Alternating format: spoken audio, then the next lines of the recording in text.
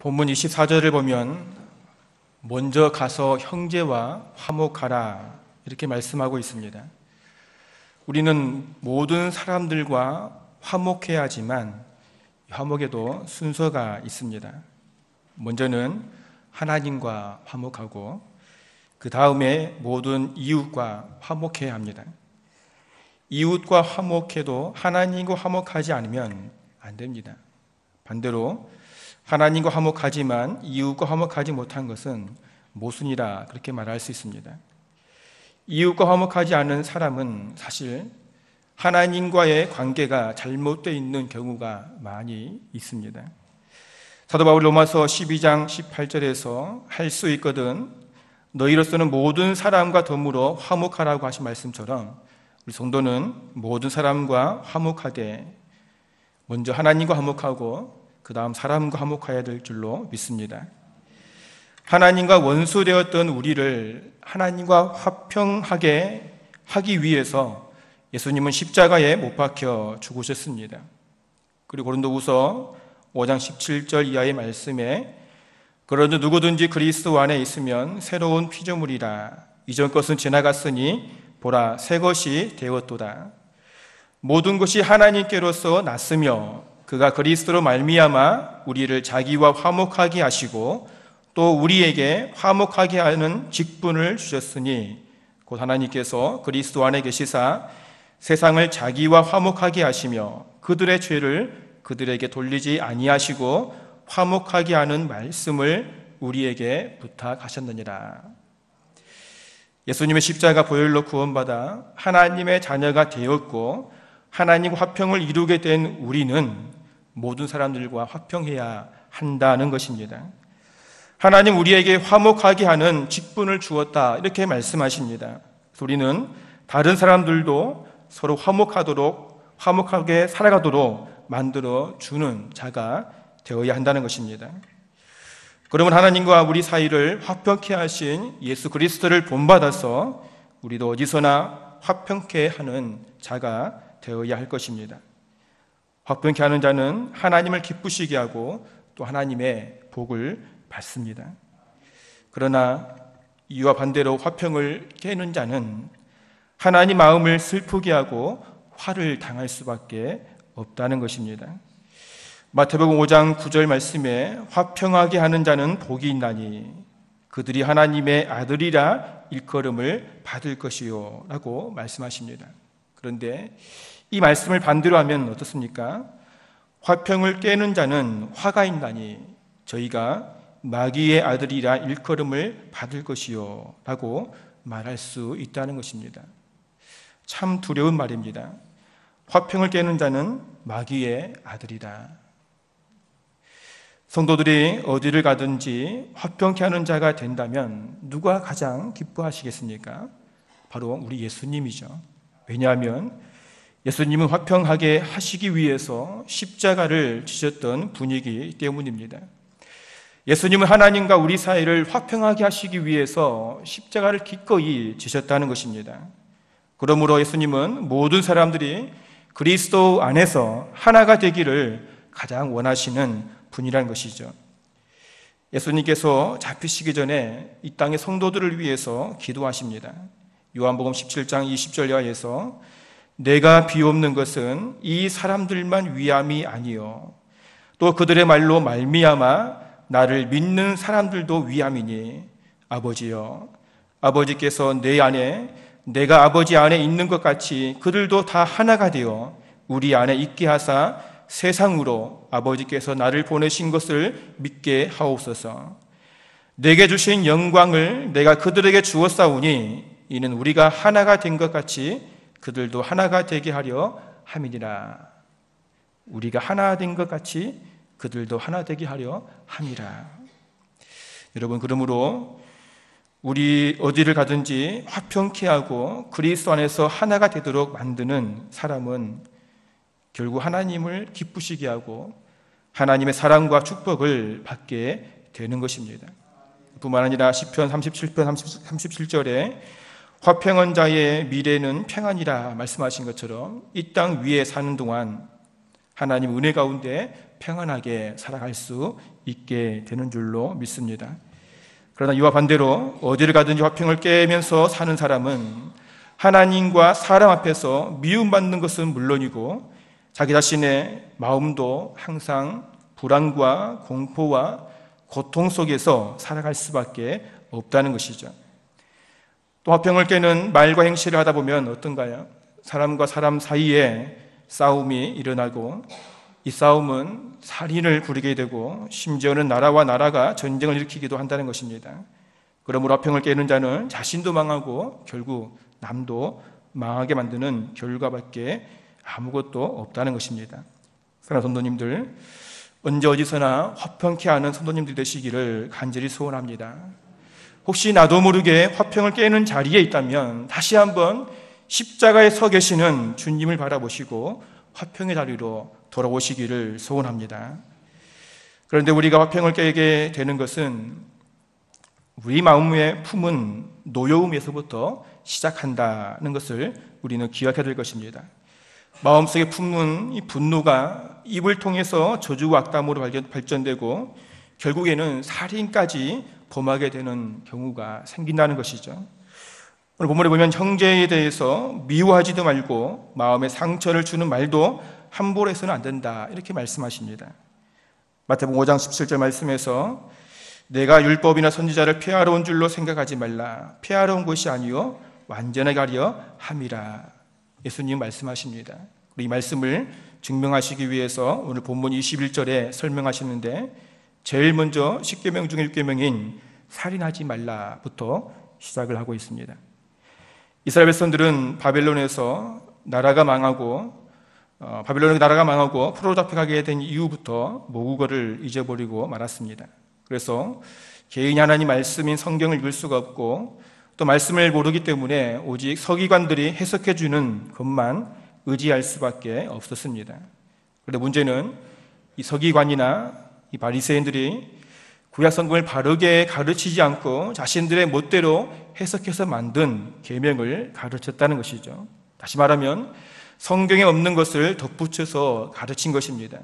더구나 그들은 하나님의 계명보다 자기들이 만든 계명을 더 중요하게 여겨서 백성들에게 하나님의 계명을 어기면서까지 자신들의 계명을 지키라고 강조하였던 것입니다. 대표적인 예로 예수님께서 마태복음 15장 3절 이하에서 이렇게 말씀하십니다. 대답하여 이르시되 너희는 어찌하여 너희의 전통으로 하나님의 계명을 범하느냐. 하나님이 이르셨으되 내 부모를 공경을 하시고 또 내 아버지나 어머니를 비방하는 자는 반드시 죽임을 당하리라 하셨거늘 너희는 이르되 누구든지 아버지에게나 어머니에게 말하기를 내가 드려 유익하게 할 것이 하나님께 들음이 되었다고 하기만 하면 그 부모를 공경할 것이 없다 하여 너희의 전통으로 하나님 말씀을 폐하였느니라. 외식하는 자들아 이사야가 너희에 관하여 잘 예언하도다. 일러스되 이 백성이 입술로는 나를 공경하되 마음은 내게서 멀도다. 사람의 계명으로 교훈을 삼아 가르치니 나를 헛되이 경배하였다라고 말씀하고 있습니다. 사람의 계명으로 교훈을 삼아 가르치니 나를 헛되이 경배하였다. 참 어처구니 없는 행동들입니다. 예수님은 그 당시에 잘못되어 있는 율법과 선지자들을 완전케 하기 위해서 오셨다라고 주님은 말씀하고 있는 것입니다. 예수님 율법을 바르게 가르치고 해석하심으로써 당시 잘못되어 있는 거짓 선생들의 가르침을 바로잡고 율법을 완전하게 지켜 행하심으로써 율법의 의를 나타내시었다는 것입니다. 그래서 바울은 갈라디아 3장 13절에서 자기 백성들을 위해서 십자가에 못 박혀 죽으심으로 그들을 율법의 저주에서 속량하시고 아브라함의 복을 받게 하기 위해서 오셨다라고 바울은 선포하고 있습니다.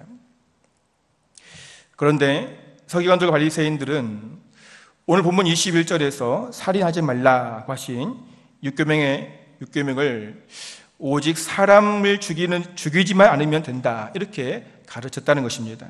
그것도 이방인은 죽여도 괜찮고 오직 하나님의 백성인 유대인만 죽이지 말라는 의미로 해석을 하였다는 것입니다. 마음속으로 미워하고 죽일 마음을 갖거나 또한 어떤 저주와 악담을 해도 이것은 살인죄가 아니고 오직 사람을 실제로 죽이는 것만이 살인죄라고 단정했던 것입니다. 그러나 오늘 예수님은 그렇게 말씀하시지 않습니다. 마음속으로 형제를 미워하기만 해도 그것은 살인죄라고 말씀하고 있는 것입니다. 이것이 살인의 시작이라는 것입니다. 그러므로 형제에게 노하는 자는 심판을 받는다, 그렇게 말씀하고 있습니다. 부모님들 두렵지 않습니까?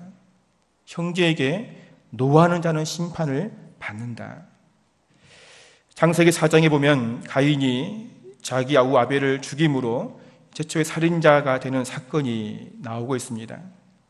하나님은 가인이 분함을 보고 지적하시죠. 내가 분하야함은 어찌 됨이며 안색이 변함은 어찌 됨이냐라고 말합니다. 결국 가인은 자신의 분함을 이기지 못함으로 동생 아벨을 돌로 쳐 죽이게 된 것입니다. 살인의 시작은 이미 그의 마음속에 노를 품었을 때부터 시작되었다는 것입니다.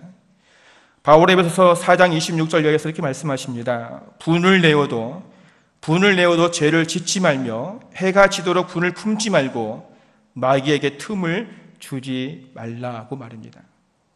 분을 내는 것은 결국 마귀에게 틈을 내주는 것이라는 이 놀라운 사실을 기억하시기 바랍니다. 오늘 본문 22절 중반에 형제를 대하여 나가라는 자는 공회에 잡혀가겠다 말씀하십니다. 여기서 나가라는 말은 일종의 저주의 말인데 무익한 녀석, 천벌을 받아 없어져야 할 놈이란 뜻을 가지고 있습니다. 또 22절 끝에 미련한 놈이라 하는 자는 지옥불에 들어가게 되리라 하셨는데 지옥의 갈자로 정죄하는 것을 말씀하고 있습니다. 유대인들은 하나님을 경외하는 것이 지혜의 근본이며 하나님이 없다 하는 자는 가장 미련하고 어리석은 자라고 생각을 했습니다.